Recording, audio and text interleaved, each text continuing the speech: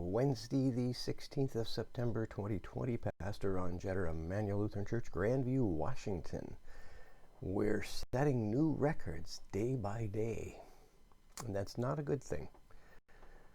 Some 2 decades ago, the Washington state government began keeping track of air quality and set up stations throughout the state, and they're all linked up through a site via the internet, and you can go on to Washington State Department of Ecology or the Yakima Regional Air Quality and go from there, or airnow.gov, and you can look at what it is. And there's a site in Sunnyside that represents the Lower Valley, one in Kennewick, one in Toppenish. So if you watch those 3, you get to see air quality. We are now in the longest period of hazardous air quality since they've been keeping records for over 2 decades. The last record was set 3 years ago. We were talking in men's group how when that happened, the air particles were sufficient to actually block out the sun. And if you've been watching the weather forecasts on the evening news, if you're one of those, like I am, like Paul Simon used to say, I get the news I need from the weather report. Yeah, old song, long time ago. Anyway, the grape harvest was delayed. Things did not ripen up, especially the vintners required this hot September sun and early October sun to really ripen that fruit, bring up the sugar content, what they call the bricks, that allows them to make their product. Apples, I don't know how much it affects apples. Hops, they don't seem to be affected so much. Hop harvest is already well underway. Apples as well. But the fact that it's able to cool off air temperatures, if the weather forecasters say it's about 10 to 15 degrees cooler than their computer models. So if you look on a weather app on your phone, it will say we should be in the high 80s and 90s, and we're not getting out of the 70s because of that air quality. Friday at about 4 p.m., it went above 300, which below 300 is considered very unhealthy. Once it hits 300 and above, it's hazardous to be out in it.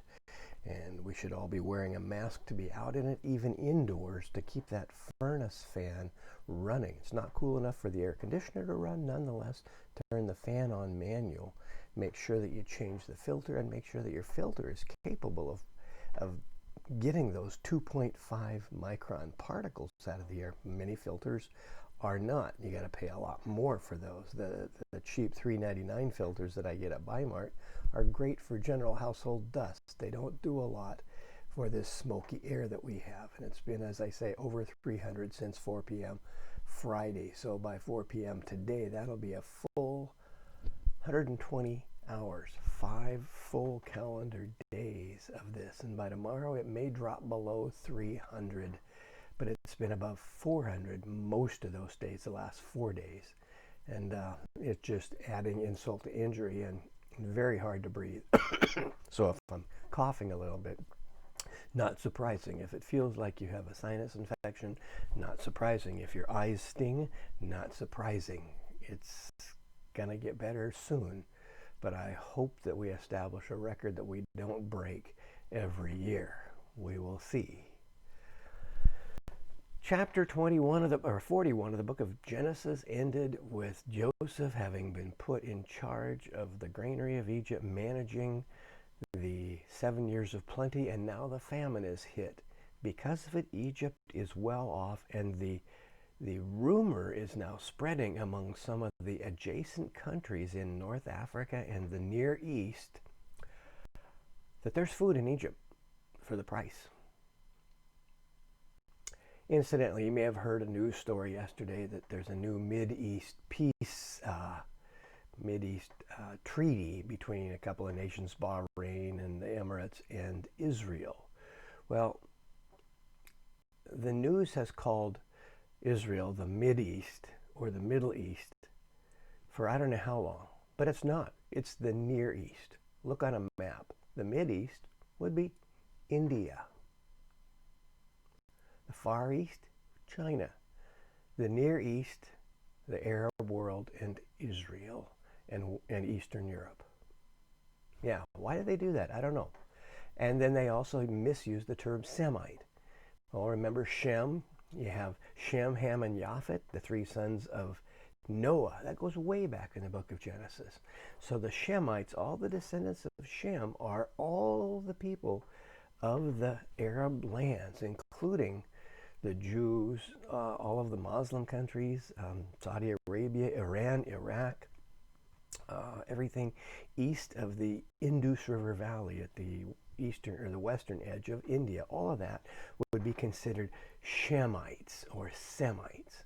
But the news will use the term anti-Semitic to mean anti-Jewish. If they mean anti-Jewish, they should say anti-Jewish.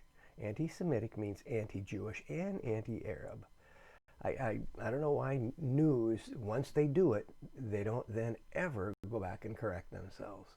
One of the many reasons why you should check what you're listening to, no matter who you listen to on the news. All right, enough for the editorial. Back to chapter 42 of the book of Genesis. Jacob learned that there was grain in Egypt. He said to his sons, "Why do you keep looking at each other? I've heard that there's grain in Egypt. Go down and buy grain for us so that we may live and not die." After all, Jacob had lots and lots of money, gold, silver, and so on. Lots of crops that they needed to keep fed, and people that they needed food for. So 10 of Joseph's brothers went down to buy grain in Egypt.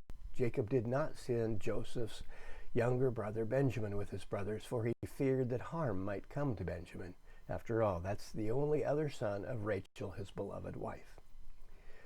Thus the sons of Israel were among the people who came to buy grain, for the famine had reached the land of Canaan. So this is fairly widespread, then, affecting a large geographic area, as it would. Those countries are pretty close together down there, not surprising. Verse 6, now Joseph was governor over the land. It was he who sold to all the peoples of the land. Joseph's brothers came down and bowed themselves before him with their faces to the ground. When Joseph saw his brothers, he recognized them. Well, of course he did. There's 10 of them. He now looks like an Egyptian. They still look like Canaanites, like Israelites, like Hebrews. He treated them like strangers and spoke harshly to them. Where do you come from? He said. They said, from the land of Canaan to buy food. Although Joseph had recognized his brothers, they did not recognize him. Joseph also remembered the dreams that he had dreamed about them. He said to them, you are spies. You have come to see the nakedness of the land. They said to him, no, my lord, your servants have come to buy food. We are all sons of one man. We are honest men. Your servants have never been spies. But he said to them, no, you've come to see the nakedness of the land. They said, we your servants are 12 brothers, the sons of a certain man in the land of Canaan. The youngest, however, is now with our father, and one is no more. Joseph said to them, it is just as you have said to you. It is as I have said to you, you are spies.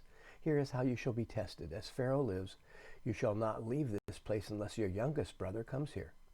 Let one of you go and bring your brother, while the rest of you remain in prison, in order that your words may be tested, whether there is truth in you, or else as Pharaoh lives, you are surely spies.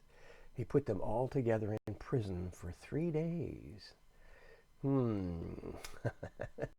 Now we're getting back to the juicy parts of the story, the fun parts of the story, yeah. Didn't say which one they sent back. Maybe we'll find that out. On the 3rd day, Joseph said to them, do this and you will live, for I fear God. If you are honest men, let one of your brothers stay here where you are imprisoned. The rest of you shall go and carry grain for the famine of your household. Bring your youngest brother to me. Thus your words will be verified, and you shall not die. They agreed to do so. So now, instead of 9 of them staying and 1 going back, Joseph says, okay, you've been in prison 3 days.